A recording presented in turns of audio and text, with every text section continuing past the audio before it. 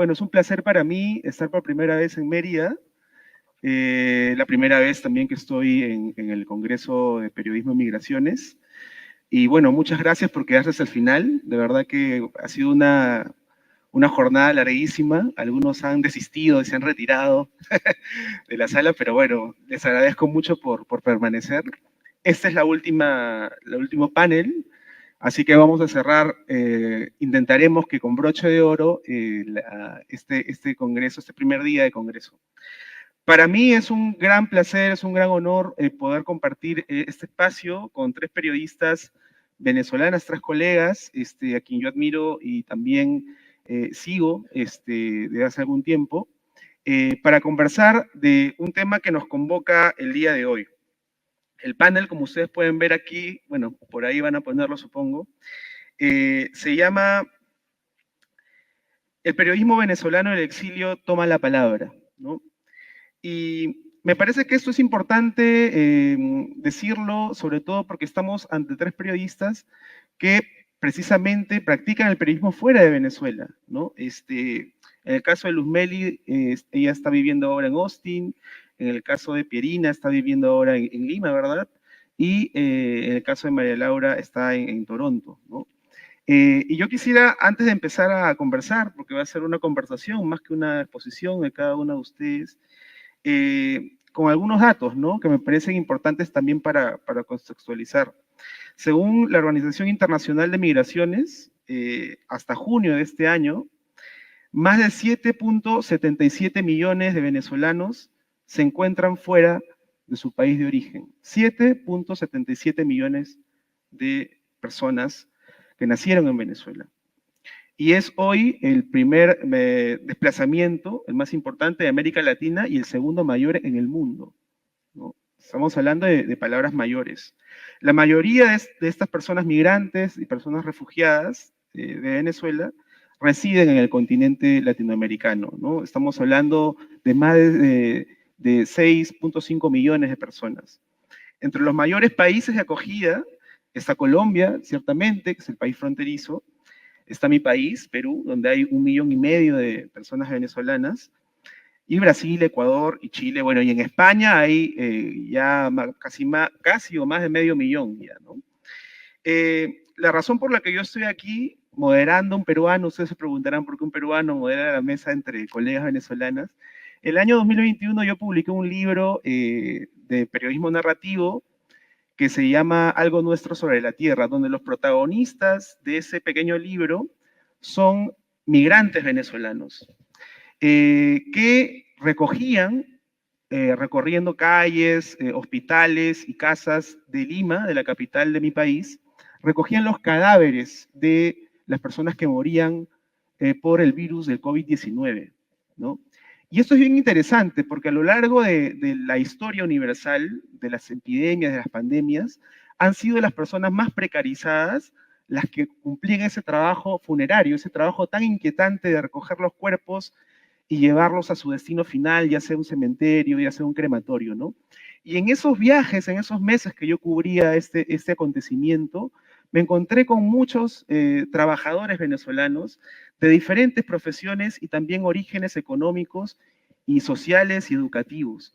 Algunos de ellos, de hecho, eran periodistas que habían escapado de su país por la crisis económica, por la persecución, por la crisis política, ¿no? Y yo siento que de alguna manera ustedes son parte también de esa ola, de ese desplazamiento, ¿no? Que no ha sido, digamos, porque ustedes han querido, sino que han sido impulsadas por esas fuerzas tan corruptas, ¿no? Y yo quería empezar preguntándoles a ustedes, a las tres, ¿no? Para que podamos ir conversando. Y quería empezar por Luz Meli. Luz Meli, como ustedes conocen, también es no solamente un referente en el periodismo latinoamericano, sino una maestra, ¿no? De otros periodistas, fundadora de Efecto Cocuyo. Y quería empezar preguntándote, Luz Meli, y luego a mis compañeras, ¿no? ¿Cuál crees tú que ha sido la mayor dificultad que has tenido que enfrentar? Por supuesto que hay muchas, pero ¿cuál tú crees que ha sido la mayor dificultad que has tenido que enfrentar para seguir practicando este oficio que te apasiona tanto, al cual has dedicado la mayor parte de tu vida? Bueno, buenas noches. Yo le pedí a ChatGPT que me ayudara con un chiste porque éramos el último panel y entonces me puso un chiste así como que entre la cena y ustedes estamos nosotros, así que sean comprensivos. Yo le agregaría entre las... Palo, por favor.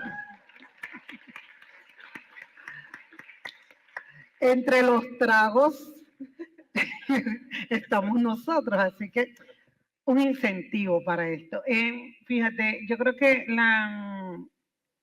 en mi caso, el gran desafío que he tenido es que yo nunca pensé en irme de mi país, nunca en mi vida, y durante 5 años pues fui sometida a distintos momentos de persecución que me obligaron a empezar a salir desde hace 5 años aproximadamente, a tener que estar fuera del país, mientras que mi equipo está dentro de Venezuela. Entonces, uno de los grandes desafíos era cómo poder manejar la situación, digamos, gerencial, todo lo que implica crear un medio, buscar fondos, gerenciar un equipo extraordinario desde la distancia, ¿no? Y ahí también algo que yo creo que yo siempre he hecho broma y digo que yo me he reinventado más que Madonna.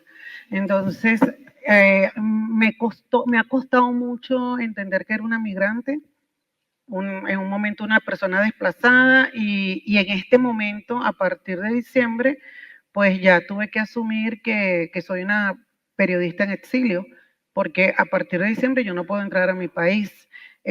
¿Por qué? Porque me anularon el pasaporte 2 veces, porque las amenazas fueron más fuertes, pero no solo por eso, sino porque en este momento hay 18 periodistas y trabajadores de la prensa presos o procesados en Venezuela y eso nunca había ocurrido, aunque toda, digamos, la expulsión de los periodistas venezolanos es un proceso desde hace más de 25 años, o desde hace 25 años. Entonces, entender mi propia posición mi posición frente a lo que estaba viviendo Venezuela o lo que está viviendo Venezuela y tener un equipo que sigue en Venezuela, que es un equipo extraordinario, que siempre lo destaco porque yo soy una directora general, pero soy la cara visible, pero quienes están metiendo, ensuciándose los zapatos todos los días están en Venezuela y pues ahorita junto con otros periodistas en Venezuela, pues todos están en situación de riesgo.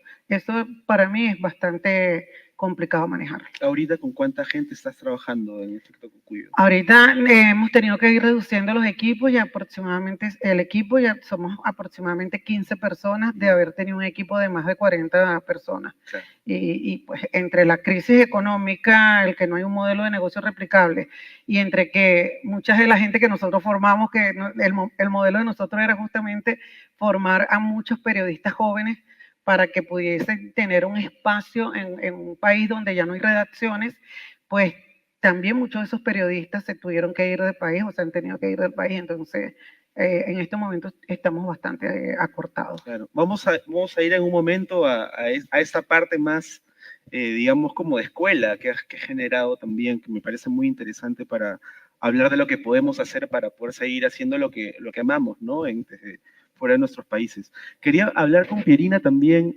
Pierina, bueno, tú estás viviendo en mi ciudad, en Lima. Espero que te hayamos tratado bien los limeños. Ya voy a cumplir 7 años. 7 años, bueno, yo me quiero ir más bien, ¿no? Bueno, entiendo que en el año 2020 cofundaste un proyecto periodístico, ¿verdad? Que se llama Cápsula Migrante, una plataforma dedicada a la comunidad migrante refugiada venezolana en el Perú. Me gustaría que nos hables un poquito de esa experiencia, porque ciertamente forma parte también de tu historia como periodista que está ejerciendo, intentando ejercer el oficio fuera del país, ¿no? Por ahí leí alguna cosa que escribiste, porque tienes una página personal ciertamente, que te fue muy complicado poder ejercer el periodismo cuando apenas llegaste al Perú. Cuéntanos un poquito esa experiencia. Sí, bueno, yo me parezco un poco a los medios porque yo me gradué con la convicción de que quería ser periodista deportiva. Ejercí en Venezuela 4 años esta área, pero bueno, me salí porque había mucho machismo y también la situación del país, pues cambió la situación política, económica y social, y yo me di cuenta que muchas personas se estaban yendo. Entonces yo empecé a cubrir la migración desde adentro. Y también me di cuenta que en mi propia historia también tengo mi historia de migración, porque mi abuelo huyó de Italia, se radicó en Guatire, y mi abuelo, que fue la otra persona que me crió, pues él nació en Tenerife, también llegó a Venezuela a los 9 años. Entonces, no me había dado cuenta como que también estaba en migrantes, ¿no? Cuando yo llego a Perú en el año 2018, me doy cuenta que la prensa era muy amarillista, sensacionalista. ¿Qué se escucha? A ver, no sé. Disculpen los gajes Ahí. técnicos. Alguien va ¿Hay a venir alguien? en este momento a auxiliarnos. Allá. Ya está viendo. Ay, creo que es el de luz. Yo creo que fue cuando yo me moví. Sí. A ver, ahí. Ya, ya seguimos. ¿Se lo doy? Y cuando llegué en el año 2018, pues me di cuenta que la prensa peruana tenía muchos estereotipos, trataba muy mal a los migrantes en cuanto a la forma mediática. Y en ese momento yo dije, yo tengo que hacer periodismo de migración. En mi primer trabajo, recuerdo que una vez fueron a hacer una inspección, la SUNAFIL, que es un ente que inspecciona sobre las condiciones laborales, pues nos mandaron al parque a los migrantes venezolanos. No, váyanse al parque. Y en ese momento yo también dije, si esto me pasa a mí, esto le debe estar pasando también a muchos otros migrantes. Y yo en ese momento pues terminé de reafirmar que yo dije, yo quiero ser periodismo de migración. Y cuando cuando llegó la pandemia, pues ya yo estaba en ese momento decidida como que no, yo no voy a hacer más periodismo porque estaba cansada, no conseguía nada. Y empecé a publicar cosas sobre los migrantes, porque de verdad que los migrantes venezolanos en Perú la pasaron muy mal. Pues en Perú hay mucha informalidad laboral, el 70% trabaja en el mercado informal y los venezolanos, el 80% trabaja sin un contrato laboral. Entonces, bueno, no había fuente de empleo, muchas personas la sacaron de sus hogares y empecé a publicar cosas en Twitter, ahorita X, y me di cuenta que había un vacío informativo. Entonces fue que conocí a Héctor y decidimos fundar Cápsula Migrante, bueno, para hacer este espacio informativo que hoy en día tenemos. Y uno de los desafíos que sí nos hemos encontrado, bueno, es la forma de buscar dinero. Queremos vivir de esto y muchas veces las personas no terminan trabajando en periodismo de migración porque también tenemos cuentas por pagar. Claro. Y también tenemos que enviar en algunas veces remesa para nuestros familiares que quedaron en nuestro país de origen. Entonces, hacer ese equilibrio, ¿no? O sea, hago lo que me gusta, pero también tengo que hacer otra cosa para poder pagar las cuentas. Y que también muchas veces yo me he enfrentado como a entender y a poner en palabras mis propias realidades. Es que yo debo entender la realidad de mi país, que cambia mucho todos los días, la realidad de mi país de acogida, que también cambia todos los días, y también la realidad de que soy mujer, soy periodista y soy migrante. Y entonces todas esas realidades, ponerlas también en palabras, pues se me hace muy, muy cuesta arriba, ¿no? Creo que eso para mí serían esos desafíos. Creo que esa frase que acabas de decir de que a veces en distintas situaciones la vida se hace cuesta arriba, ¿no? Y justo hace un rato hablábamos un poquito de eso con María Laura, quien conozco hace algunos años. Bueno, María Laura, tienes una trayectoria bastante interesante, sobre todo enfocando tus historias en periodismo de migración y cruzado también por el periodismo enfocado en la salud, ¿no? En la salud reproductiva, la salud sexual, todo lo que tiene que ver relacionado a las mujeres venezolanas, ¿no? Pero al mismo tiempo tú misma has estado desplazándote, ¿no? Has estado en Argentina estudiando y ahora estás en Toronto, ¿no? Cuéntame un poquito acerca de eso, porque esos movimientos también generan retos personales que a veces uno, como bien decía Pierina, la vida se te hace cuesta arriba, ¿no? Desde adaptarte a una nueva cultura hasta ver cómo pagar las cuentas y cómo hacer lo que amas, todo junto a la vez, ¿no? ¿Me escucho? ¿Sí? Hola. Bueno, gracias por la invitación. Joseph, tu pregunta me pone a recordar que te faltó mencionar mi primer intento fallido de migración, que fue cuando vine a Madrid justamente. Yo venía de trabajar con Luzmeli en Efecto Cocuyo, de sentir que era una periodista súper completa, porque en ese momento lo que hicimos con Efecto Cocuyo fue muy lindo, fundar un medio y empezar a hacer investigaciones y trabajos de cobertura que eran replicados, etcétera. Y llegué a Madrid pensando que eventualmente yo podría volver a ser periodista.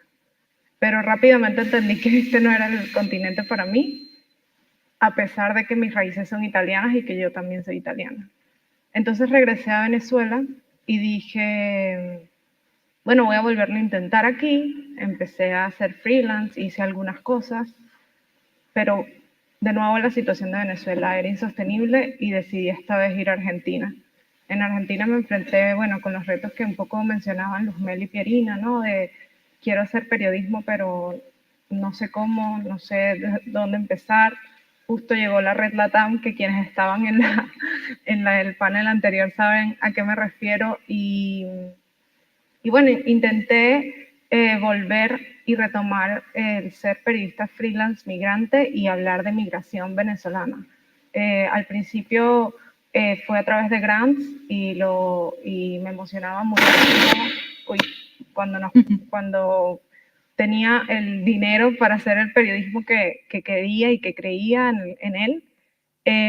Y después el amor me llevó a Toronto, porque una de las cosas de hablar de migración también es eso. O sea, a mí la crisis me expulsó de Venezuela, pero lo que me llevó a Toronto no fue la crisis de Argentina, aunque pudiese haber sido, porque justo coincidió con el nuevo gobierno, pero fue el amor. Me fui por mi pareja y ahora intento seguir haciendo periodismo, pero entenderán que en un país completamente distinto, se habla inglés, los medios son otra dinámica. Lo que encontré para seguir haciendo periodismo era apoyar a periodistas en Venezuela a través de la red de periodistas venezolanas y de todos los proyectos que yo pueda. O sea, Pierina habla de cápsula, yo siempre estoy pendiente de ver Luzmeli con Venezuela Migrante, donde sea que necesiten o yo pueda aportar, ahí estoy. Sí, por supuesto. Cuando veo... ¿Está mío? Okay. Todo bien, ¿no? Sí. Algo está pasando. Hay un complot tecnológico, mentira. No se escucha bien, ¿no? ¿Sí? No te muevas mucho, muy bien. Sigamos adelante. Cuando mencionaban, cuando las escuchaba hablar, pensaba mucho en cómo, a pesar de que llevan años fuera de Venezuela, ese vínculo, en vez de volverse más débil, ¿verdad? Porque uno muy bien podría, por una cuestión de salud mental y simplemente resetear la vida de uno y desentenderse, como muchos otros migrantes también hacen, ¿no? Pero ustedes siguen conectadas con lo que está pasando en su país. Y justo hablábamos hace un rato también de estos últimos acontecimientos con respecto al fraude electoral perpetrado en Venezuela, ¿no? Como el 28 de julio, que ciertamente fue el día de las elecciones en Venezuela, pero también el día patrio de mi país. Y bueno, como ustedes también me contaban, pude ver muchos venezolanos en las calles, rabiosos, pero también muy tristes, ¿no? Por todo lo que viene ocurriendo.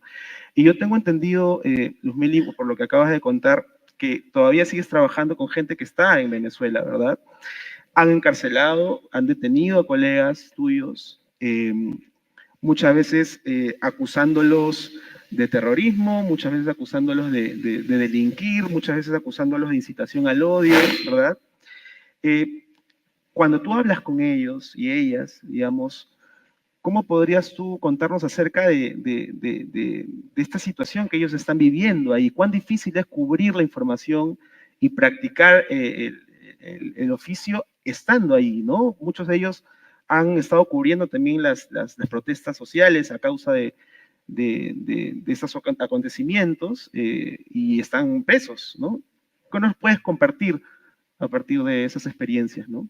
Sí, mira, yo quería antes también, gracias por la pregunta, hacerles un comentario. Cuando hicieron este panel, a mí me emocionó mucho, porque como mencionó María Laura, ella fue del equipo inicial fundador de Efecto Cocuyo y además con su trabajo en el tema de salud, fue finalista del premio Gabo, siendo una pichona de periodista y nosotros siempre decíamos en la redacción, fue un equipo fue un proyecto que se armó entre 3 señoras, entre esas yo, y 3 jóvenes periodistas muy chiquititos. Y pues una de las cosas que a nosotros nos dolía, o sea, nos alegraba, pero nos dolía, era como ese sinsabor, era ver cómo gente talentosa tenía que optar por irse del país porque Venezuela ya no era una opción, ¿no? Para hacer periodismo. Y en el caso de Pierina, yo no sé si ella se acuerda, espero que no, yo le di clases a Pierina en una de esas etapas mías de profesora y siempre me gustaba mucho porque hacía periodismo deportivo, que fue donde yo empecé. Entonces, imagínense estar sentada acá con 2 jóvenes colegas que aparte de todo el talento y todo el amor siguen conectadas con Venezuela, ¿no? Y sí quiero que es como esta sensación de que nosotros, bueno, llevamos a Venezuela como la arepa bajo el brazo, o sea, en todos lados comemos arepa y así estemos aquí le vamos a poner una tortilla o en Perú le pondrán una causa es lo que haya, o ceviche, o allá en Italia ya yo no sé qué le van a meter, y en Toronto no sé qué le van a poner, pero nosotros ciertamente formamos parte de una forma de ver el país, de amarlo y de querer estar allí. Y dentro de nosotros, bueno, pudimos estar fuera o estamos afuera, pero tenemos el corazón por allá y la mente por allá. Pero hay gente que tiene el cuerpo allá. Y esa es la gente que más nos preocupa ahora a muchísimos de nosotros. ¿Por qué? Porque esta forma de represión implica, no solamente ha implicado la censura, la incitación a la autocensura, el ejercicio del terror como mecanismo de control para todos los ciudadanos, pero también para los periodistas, y también un mecanismo perverso que es el mecanismo de controlarte el cuerpo, ¿no? No solamente ya ni siquiera puedes pensar en moverte del país porque entonces te anularon los pasaportes, hicieron todo este tipo de cosas, sino que además encarcelan, ¿no? Y te privan de libertad, desaparecen temporalmente a las personas, entre eso a los periodistas, y luego pues muchísimos de estos periodistas y trabajadores de la prensa no tienen acceso a un abogado porque el gobierno decidió que eran terroristas y los están acusando de terroristas.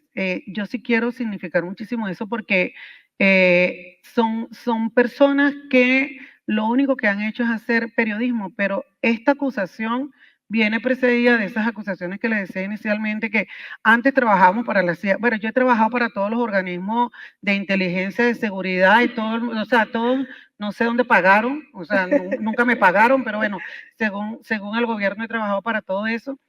Pero había una manera incluso de lidiar con eso. Con lo que no podemos lidiar es con que te metan en la cárcel. Y pues eso sí lo manejo como denuncia. A tal punto que nosotros tuvimos que hacer alianza entre distintos medios y terminamos haciendo las coberturas, pero la presentación de las noticias se está haciendo a través de unos avatares con inteligencia artificial que se llaman La Chama y el Pana. ¿Por qué? Justamente como un mecanismo de protección, porque el periodista que se expone, que da su cara, fácilmente algún civil armado pro gobierno o alguno del gobierno, de la policía del gobierno, lo puede detener arbitrariamente. Entonces, trabajar con eso es demandante, entender el miedo, o sea, porque el que tiene el poder y ejerce el poder de esa manera, lo ejerce justamente no para amedrentarte, para aterrorizarte, entender lo que significa para la familia, porque siempre, o sea, nosotros nos metimos en esto y bueno, uno asume su barranco, nosotros decimos así en criollo, es decir, soy periodista, tú te tuviste que ir, ella migró por amor, que también es una de las causas más hermosas de la migración, pero uno lo asume. El asunto es cuando tu familia tiene que asumir el costo de que tú seas parte de esa familia.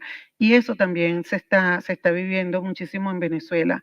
Y otra de las cosas que se están viviendo y que yo la he categorizado como una emergencia mediática compleja, nosotros vivimos una emergencia humanitaria compleja, así como tú lo describías inicialmente, una crisis de movilización, de movilidad, la segunda del mundo en un país donde no hay guerra, ni hay conflictos de esa naturaleza, ni ambiental, digamos, ningún desastre ambiental. Pero ahora vivimos esa emergencia mediática compleja que tiene que ver con la persecución, que tiene que ver con el autoritarismo, que tiene que ver con la falta de modelos de negocio y tiene que ver también con que los periodistas también se están yendo del país. Se fue el audio. El audio, ¿no? Ahí está. A ver, ¿volvió? ¿Sí? Sí. ¿Me escuchan? Sí, ¿no? Ya. Pensaba también, Luzmeli, bueno, y esta pregunta va para María Laura y Pierina, ¿no?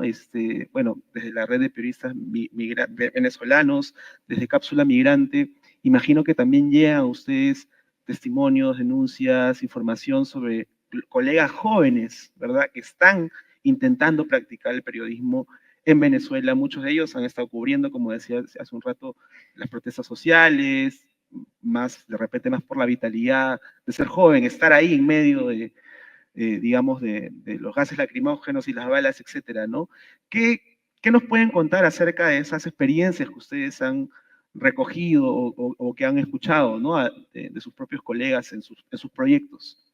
Bueno, en un grupo de WhatsApp, días posteriores al tema del 28 de julio de las elecciones en Venezuela, hicieron una pregunta sobre qué sentíamos los periodistas.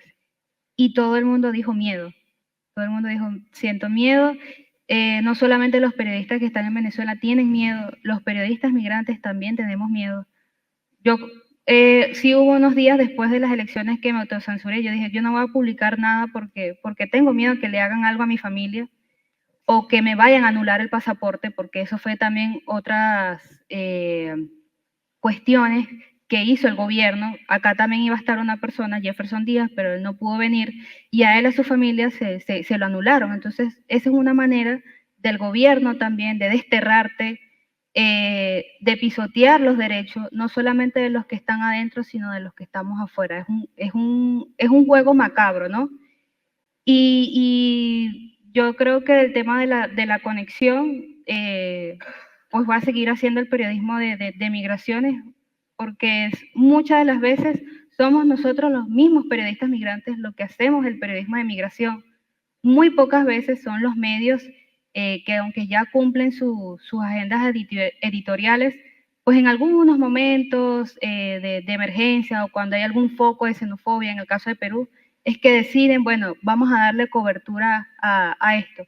Y que uno es periodista, pero también uno se convierte en activista, ¿no? Por el tema de los migrantes y de los refugiados. Y que sé que muchas veces puede sonar como desalentador todo lo que vivimos los periodistas en general, ¿no? No solamente el tema de la precarización, pero qué chévere también cuando los mismos personas te dicen, bueno, a mí me gusta lo que tú haces, que tú eres una referencia, que los mismos migrantes y refugiados se informan gracias a los que uno da, porque una en cápsula ofrece información de servicio, y yo que en mi caso de mis redes sociales personales las cambié, entonces ahí ahora yo publico es contenido de valor sobre cómo informar con respecto al periodismo de migración. Y aunque yo sé que yo no puedo cambiar el mundo porque eso no es posible, pues me gusta que cuando yo voy a donde mi odontóloga me dice, ay, ya yo aprendí ya yo sé que no se dice hola migratoria. O que mi pareja cuando habla con otra persona, cuando sus amigos que va a jugar fútbol, pichanga, es que le dicen en Perú. Sí. Y cuando uno de sus amigos le dice, bueno, sí, es que su chamo es ilegal, y él le dice, no, se le dice ilegal, por esto. Entonces, creo que esa es una de las cosas más bonitas y que, como decía Lucía, hay que seguir haciéndolo. Sé que nos cuesta mucho, pero hay que seguir porque tratamos también con personas y como ellos, los migrantes y los refugiados también tenemos sueños y lo que queremos mucho es tener una vida mejor, ¿no? Medianamente de lo que se pueda. Claro que sí. María Laura. Bueno, en la red de periodistas venezolanas postelectoral dejó de ser, le tuvimos que cambiar el nombre al grupo por miedo a que agarraran a cualquiera de las colegas dentro del país y vieran el grupo y expusieran. Ahora se llama Despedida de Soltera. Saludos a mis amigas de Despedida de Soltera.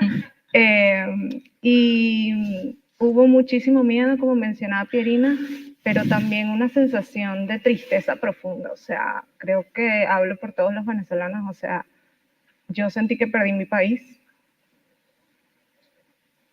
y yo estoy fuera.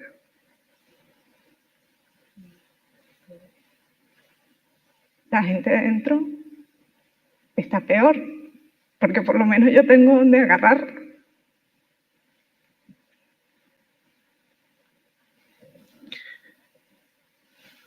Vamos a intentar, con los testimonios que ustedes están dando, seguir batallando, ¿no? Para recuperar precisamente tu hogar, ¿no? Tu hogar, el país en el que ustedes han crecido, han vivido, y precisamente pensando en posibles soluciones, ¿no?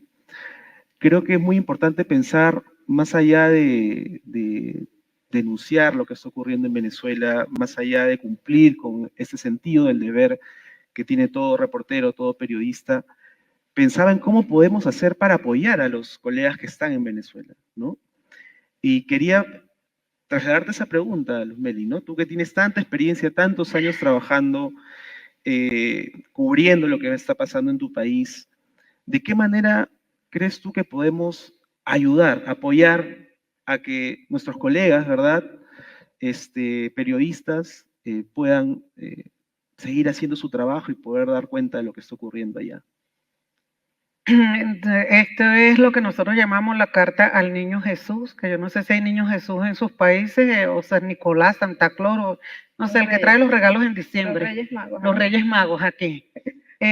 Nosotros siempre que nos hacen esa pregunta decimos, mira, hay una gran cantidad de cosas que se pueden hacer. Nosotros en Venezuela, los periodistas que están dejando el pellejo en Venezuela, hemos creado redes, o sea, terminamos combinando roles de trabajador periodístico con roles activistas, porque tienes de alguna manera, al defender la democracia y la libertad de expresión, pues terminas asumiendo ciertos roles, pero básicamente, y para ser muy, muy práctico, Venezuela, cuando yo digo que vive una emergencia mediática compleja, es porque hay una cerrazón de medios.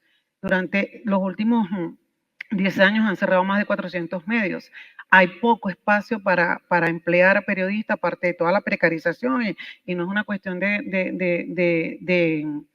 decir la parte negativa, sino las condiciones en las que se está tratando de seguir haciendo un gran periodismo, porque tengo que decir que sí que me recorrió toda Latinoamérica y gran parte del mundo, y en Venezuela se hace un gran periodismo, un periodismo de calidad. Entonces, ¿qué se necesita? Se necesita primero que la gente entienda o trate de entender qué es lo que está pasando en Venezuela y las consecuencias que eso tiene, cómo expulsar periodistas de un país termina cerrando las ventanas de información de la ciudadanía y termina afectando la democracia. Y yo creo que eso no hay que verlo, eso hay que verlo en su justa dimensión. Y luego hay una cosa muy, muy pragmática también, que son recursos. O sea, nosotros cuando creamos Efecto Cocuyo hace 10 años, pues uno de los modelos era, la gente nos financió, la gente nos dio dinero, o después hemos cambiado de modelo de negocio como 5 o 6 veces, y una de las fuentes de financiamiento era la cooperación internacional. La cooperación internacional está criminalizada en este momento en Venezuela con una ley que recientemente se aprobó, poco más o menos caso Nicaragua, que quieren aplicar en Venezuela. Pero para hacer periodismo, o sea, se necesitan recursos. Y tú no le puedes pedir a un periodista, ni joven, ni viejo, ni veterano, ni uno que ya sabe que no, esto no es un oficio para hacer dinero, pero tú no le puedes pedir que, aparte de que no tienes con qué pagar una cuenta, no tienes con qué ir a un médico, además vas a arriesgar tu vida, tu integridad y tu libertad sin tener ningún tipo de soporte. Entonces yo creo que Internacionalmente es importante que se tenga conciencia de lo que pasa en Venezuela y se generen mecanismos de apoyos colectivos en comunidades internacionales organizadas que ya han vivido esto en otros países, pero en este momento lo estamos viviendo nosotros. Totalmente. Y pensaba también, por ejemplo, Pierina, que cuando, bueno, uno revisa tus redes sociales, por ejemplo, donde intentas, ¿verdad?, producir contenido periodístico con un lenguaje mucho más fresco, mucho más, digamos, que pueda expandirse entre el público más joven, ¿verdad? Y yo pensaba mucho en lo que mencionabas al principio de este panel, ¿no? En la manera en la que los medios tradicionales, por ejemplo, en el Perú y en otros países también, construyen la imagen del migrante, ¿verdad? Y yo siento, cuando veo tu contenido, siento que tratas en la medida de lo posible de, no solamente de romper ese estereotipo, sino también de educar, de alguna manera, ¿no?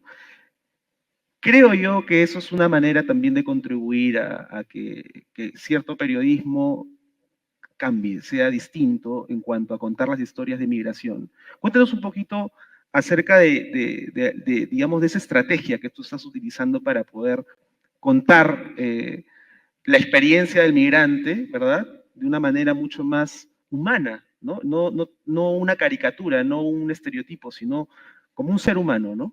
Bueno, aquí haciéndome publicidad, me pueden seguir en mis redes sociales, @pierinast.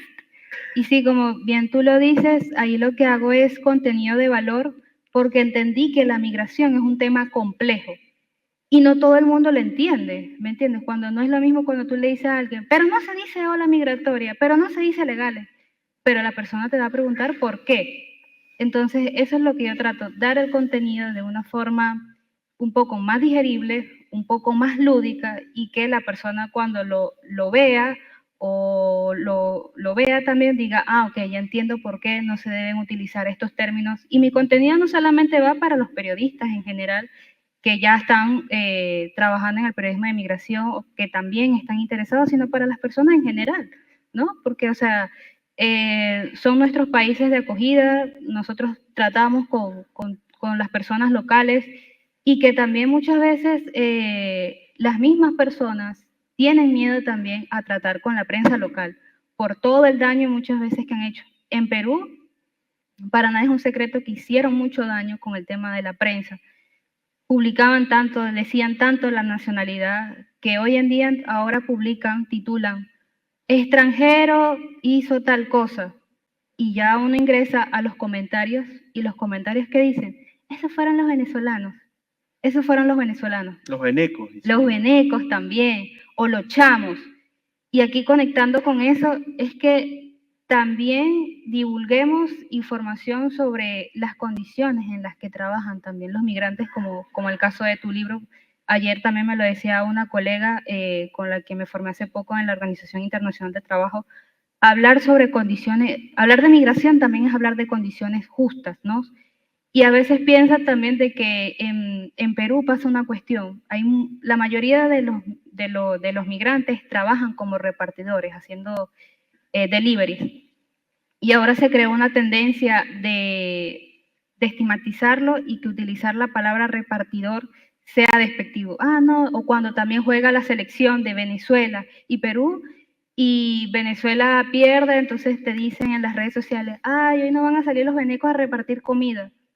Pero no se dan cuenta de que ese es uno de los trabajos que hacen más los venezolanos y que trabajan en unas condiciones precarias.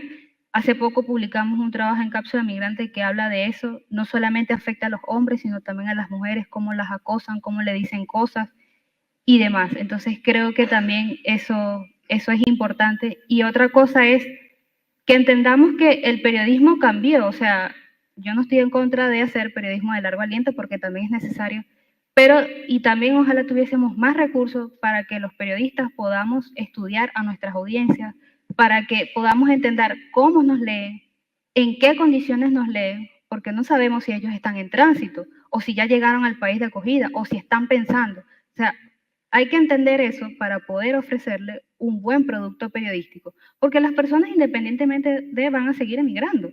Lo importante es darle toda la información que ellos requieran para que los riesgos sean mucho menores. Claro. Y quisiera cerrar el panel contigo, María Laura, ya nos queda poquitos minutos, pero pensaba, bueno, estás viviendo ahora en Toronto, ¿verdad? Que hablábamos en el bus cuando veníamos, que es una ciudad multicultural, con mucha población inmigrante, ciertamente, y pensaba en cómo vamos a, o cómo van ustedes, sobre todo, que son de Venezuela, van a cubrir, o se puede cubrir, o se debería cubrir esos nuevos desplazamientos migratorios, ¿verdad? Porque la crisis continúa, la crisis se va exacerbando, y a veces, como bien decías hace un rato, no parece haber una solución, ¿no? Pero tratando de ser optimistas, ¿no? Y pensando en una posible solución o estrategia nueva, ¿cómo deberíamos contar estos nuevos desplazamientos que van a ir creciendo, ¿verdad? Y se van a ir desplazando sobre todo a Europa, sobre todo a Estados Unidos, sobre todo a Canadá y otros países, digamos, del primer mundo, como dicen, ¿no?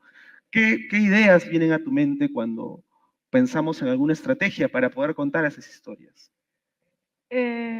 Bueno, yo creo que una de las cosas más importantes es que no podemos hablar de lo que está pasando sin entender qué está pasando en Venezuela, y decía, y quiero volver a lo que dice Luz Meli con eso, porque a mí me parece que todavía hay muchísima desinformación, o sea, que la gente todavía no entiende que en Venezuela hay una dictadura, que no entiende, o sea, que la gente no solo se va por una crisis económica, no, sino que de verdad que es invivible. Entonces, partiendo de allí, tú puedes entender por qué la gente se ha ido yendo. Lo que está pasando ahora es que quienes nos fuimos a países de Latinoamérica y logramos una cierta estabilidad económica, después de muchos años y mucho esfuerzo, y tuvimos la oportunidad de ir a otros lugares mejores, eso ocurre. Y eso, bueno, por Estados Unidos, la gente se está yendo de Estados Unidos a Canadá, y la gente que está en Perú se está viniendo a España. O sea, eso ocurre, y yo creo que hay que contar todo el ciclo. O sea, no quedarnos solo en ese último tramo. No es decir, por ejemplo, mi historia. A mí no me gustaría que me dijeran yo soy una migrante de Canadá. No, o sea, yo cuenta al principio. Cuenta porque yo me fui, cuenta que yo no es que llegué a Canadá a través de un programa de migración, porque no fue así. De hecho, yo todavía no soy residente. Ojalá que me dejen entrar. Y creo que eso es importante, que esas narrativas nuevas que puedan surgir entiendan a las personas migrantes venezolanas en este caso, en su complejidad, y no se queden solo en la circunstancia última. Esta crisis tiene demasiados años y va a seguir generando como material, por decirlo de algún modo profesional, ¿no? Y esas historias deben contarse. En Venezuela, escuchando el panel anterior de desaparecidos, tenemos una vacío de información sobre las personas venezolanas desaparecidas en el mar. O sea, Venezuela tiene una costa inmensa y hay islas, está Curazao, está Trinidad, y la gente va en balsa, desaparecen, y no hay ni nadie en Trinidad ni nadie en Venezuela que esté haciendo ese conteo. Y a diferencia de Europa, por ejemplo, que por lo menos hay organizaciones en el mar que están haciendo conteos, y hay periodistas aquí haciendo trabajos increíbles visibilizando eso. En Venezuela no tenemos un número estimado. En Venezuela no hay ni siquiera nada, o sea, no podemos saber cuántos desaparecidos hay porque no existe, o sea, no hay forma de saberlo, no hay medios. Muchas veces para hacer esos conteos lo que se utiliza es lo que aparece en los medios, pero Luz Meli acaba de decir que no hay medios donde se publique esa información. Entonces creo que recursos, entender el país y entender ese proceso migratorio como una suma de muchas cosas, y que falta mucho también por saber.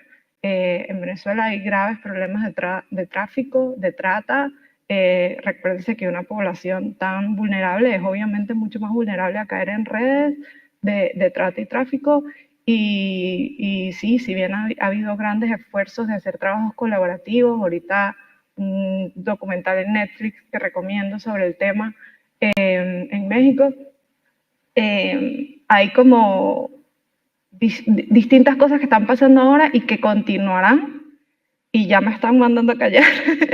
Pero nada, quería darles la tarea de que si no saben bien qué pasa en Venezuela, les agradecemos mucho que averigüen a través de medios independientes que todavía pueden informar bajo seudónimo, con IA y bueno, también alguno que otro medio internacional que apoya.